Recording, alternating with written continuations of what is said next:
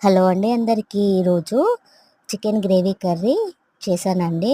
సూపర్‌గా వచ్చింది. దానికోసం ముందుగా మిక్సీ జార్ తీసుకుని అందులో కొంచెం కొబ్బరి, 2 లవంగాలు, ఒక టమాటో, ఒక ఉల్లిపాయ వేసి మెత్తగా పేస్ట్ చేసుకోవాలండి. తర్వాత చికెన్ వాష్ చేసుకొని అందులో పసుపు, కారం, ధనియా పౌడర్ వేసి మ్యాగ్నేట్ చేసుకోవాలి. తర్వాత ఒక కడాయి స్టవ్ పై పెట్టుకొని అందులో ఆయిల్ వేసి జీలకర్ర, ఆవాలు, పచ్చిమిర్చి, ఉల్లిపాయలు వేసి ఉడికించుకోవాలి. తర్వాత పసుపు, మ్యాగ్నేట్ చేసుకున్న చికెన్ వేసి అందులో సరిపడా ఉప్పు, కారం వేసి మంచిగా ఫ్రై చేసుకోవాలి. తర్వాత సరిపడినన్ని వాటర్ వేసి లాస్ట్‌లో ధనియాల పొడి మరియు కొత్తిమీర వేసి దింపుకోవాలండి. ఈ కర్రీ అన్నంలోకైనా, పూరీలోకైనా, చపాతీలోకైనా సూపర్‌గా ఉంటుంది. ఇలా చేయడం వలన పిల్లలు చాలా ఇష్టంగా తింటారు.